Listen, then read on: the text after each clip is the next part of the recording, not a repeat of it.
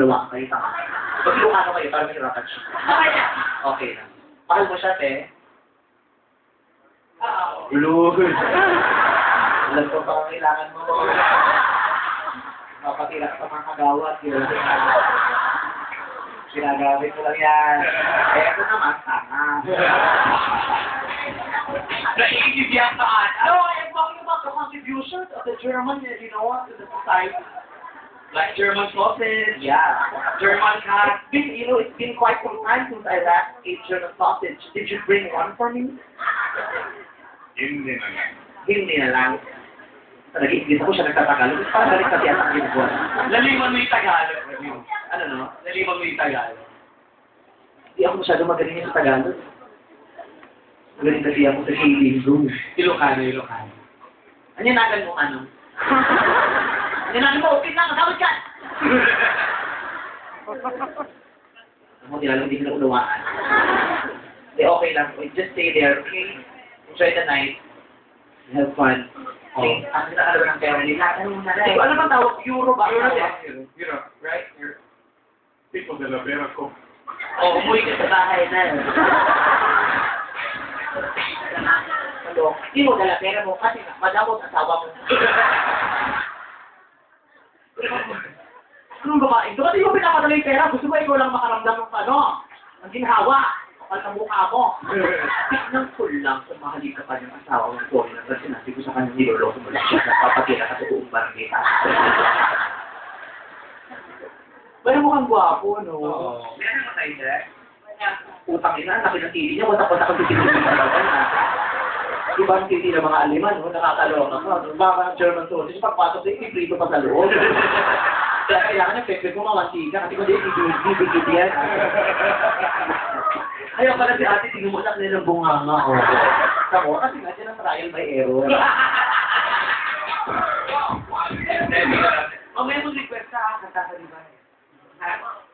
Are you familiar with any Filipino song, sir, that you want to hear from us? Wala!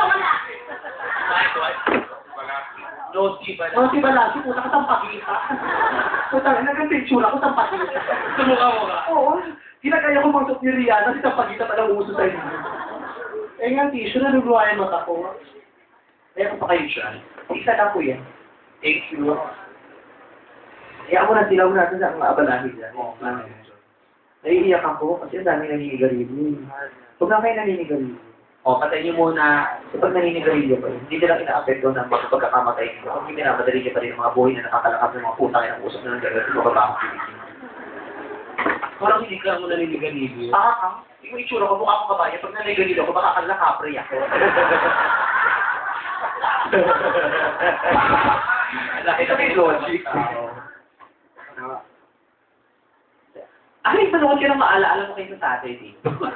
Kasi episode namin, tungkol sa babaeng mataba na nanalo sa Wawawi. Ano bang sinabi niya to? Ha? Anong Yung sa Wheel of Fortune. Ito siya sa mga regular contestant, so mataba siyang babae. Tapos yung love story nila, sumakay siya sa isang taxi driver. Tapos na-inlove sa kanyang taxi driver kasi mataba siya. Diba? Parang the story gives hope dun sa matataba na akala nila hindi sila attractive, di ba? Pero kahit matataba, pwede kang mataba ka pero maganda. Patalas ikaw, di ba? Maganda ka pero cute. Di ba? Yung iba kasi pag mataba, pinipilit magpapayat kasi pilit nila hindi sila attractive. Wrong. Di ba? Ikaw, komportable ka ba sa itsura mo? Oo. Kasi kami hindi kami komportable na hindi naman. Dahil panoorin niyo si Saturday, ang bida si Frenchie, di ako yung best friend. Sino yung asawa ni Frenchie doon? Si Chano Del Prado. Oo. Tapos sabi mo nutingin na Sharon. Oo. Kita ko sa Sharon. Ang episode naman, Chinese New Year. Akala ko kabayuhan. Ay, nasabangan niyo ang face-to-face experience ko kay Gretchen Barreto sa Get Me Against the World. Sa Sunday din yata papalasa. Oh my God. Nakita na kami at long last. Kung nakita niya ako, inakap niya talaga. Kamukha ko nun si Tony Boyle.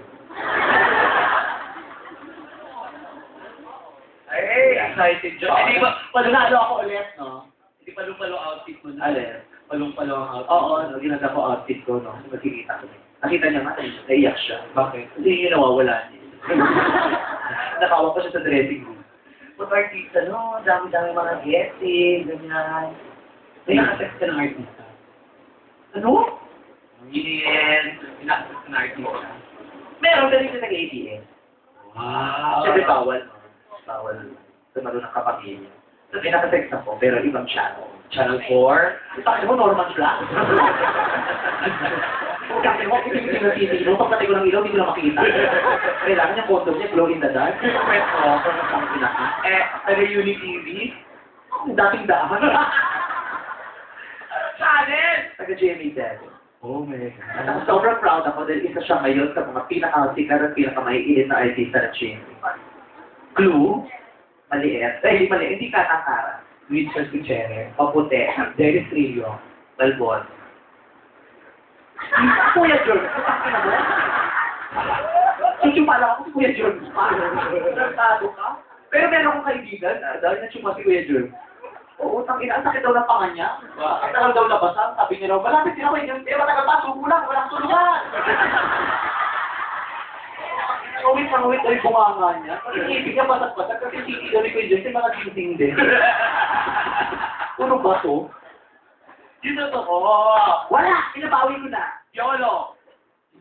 Sabi ko, alam mo nga, kahit anong pagod ko, bago ako matulog, nagbabasa ako ng mga magazine. Nakikita yung mga pictures. Yung sa mail team. Sabi siya, di ba? Ang gwapo. Alam mo si Richard Poole, 100 times cuter in person. Ito sa TV. Sobrang ganda-ganda na katawan. Pag nagkakaroon ko sa ADS, naka-ano lang yan, ano, naka-jersey, naka-basketball shorts. Ang cute-cute. Kaya lang kasi sa TV, di ba, parang matanda ang projection niya kasi singer. Ay, baladi. Iniisip mo yung kung natutulog ka. Oo, dahil nakakalibog yan mga yun. Kaya, wala. Kahit panaginip, hindi ko panaginipan. Utang, nanaginip ako sa beses, hindi ko naman na panaginip. Sino napalikin mo? Si Bush Francisco.